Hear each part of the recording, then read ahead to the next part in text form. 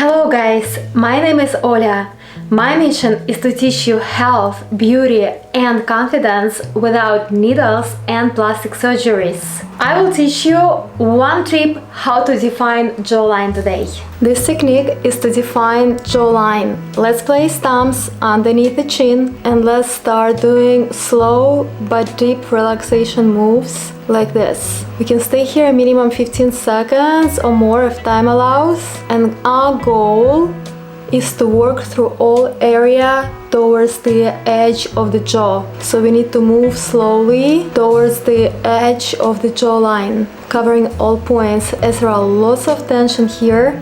If you do this exercise regularly, you will start noticing better results and your jawline will be more defined. Make sure you do this exercise minimum 3 times a week, or every day would be even better. Thank you for watching and see you next Monday.